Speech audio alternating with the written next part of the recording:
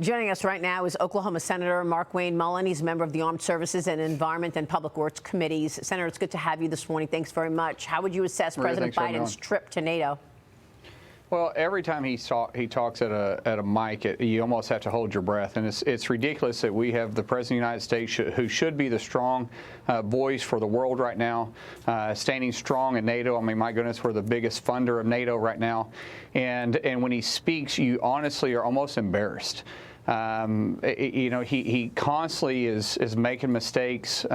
He gets lost in the middle of his words. He forgets who he's going to shake hands with.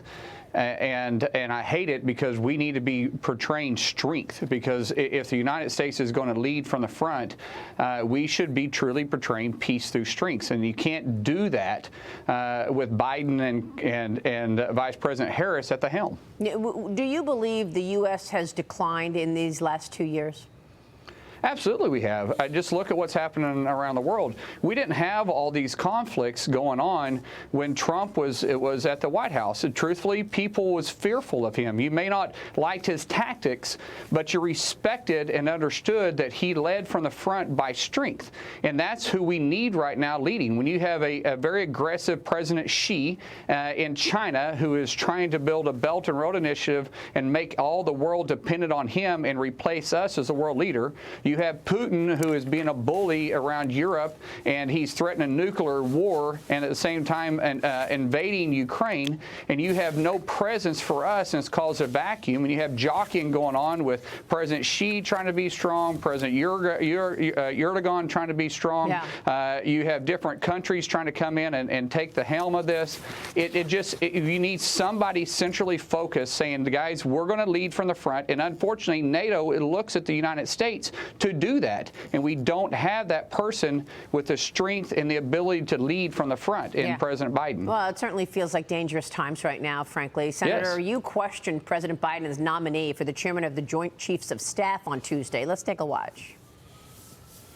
Nearly everyone that comes in front of this committee this year has talked about the challenges we have with recruiting. At the same time, during COVID, we had let 8,000 capable servicemen and women go for not wanting to get the vaccination. How do we bring those individuals back into the fold now that the pandemic is, quote, over? Each of the services has a process to allow those members who want to return, and they'll review their them coming back into the service. Do you support bringing them back in?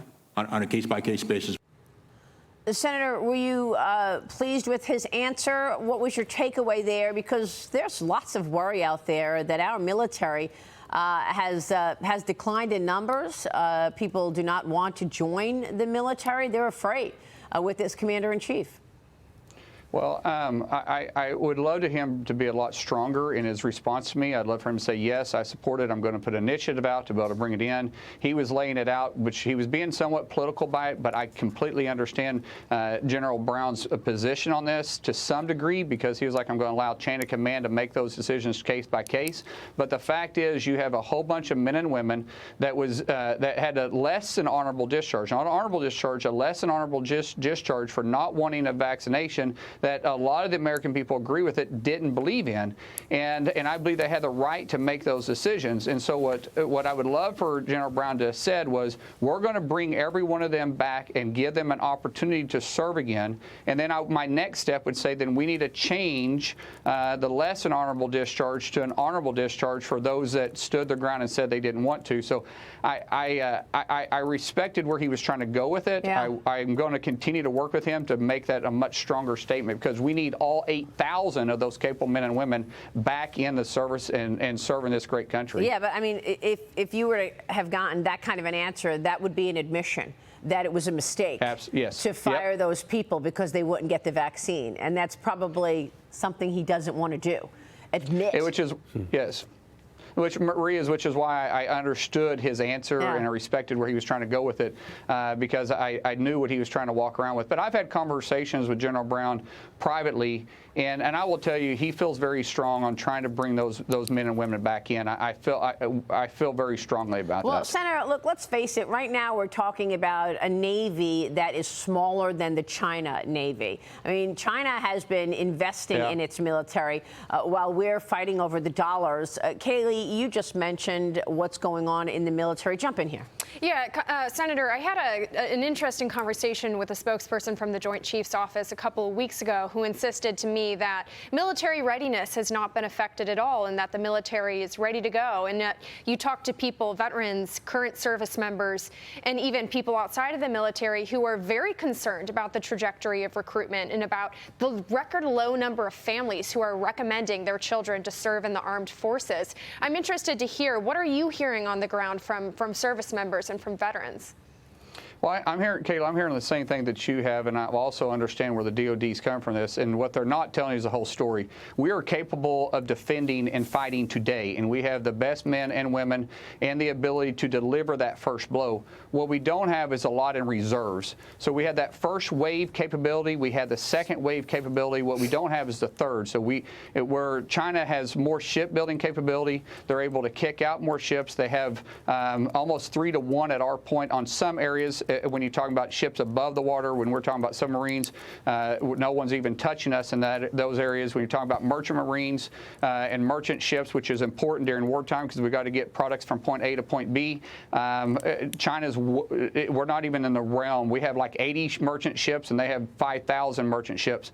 When you start talking about reserves, men and women in uniform, that's where the recruitment has come into place and it harms us. So we are able to deliver that first initial punch, but we are going to be in trouble if we go much longer than that. Well, Senator, the president just recently admitted that we're low on ammunition. Should we be sending more weaponry to Ukraine right now? Well, we have to support Ukraine. I believe that wholeheartedly. Understand the weapons that we are sending and the munitions that we're sending to Ukraine are a lot of things that are outdated for us. So McAllister Ammunition Depot is inside Oklahoma, and we produce a lot of these rounds. What happens after a certain shelf life, they explode. And so every day at noon in McAllister, Oklahoma, it sounds like thunder going off. Oh, wow. So a lot of these munitions that we would be destroying, instead of destroying, we've repurposed those, and that's what's going to Ukraine. So our stockpile that we would use for our men and women actually isn't being drilled down. But Maria, there's a huge supply chain issue in our defense line, and so through munition and through other products that we use to support our men and women, that's a problem. We don't really have the manufacturing inside the United States like we should. Wow, sure. Yeah, it's an issue for so many sectors, including the military, which is unbelievable, by the way. Senator, thanks very much. Markwayne Mullin joining us this morning.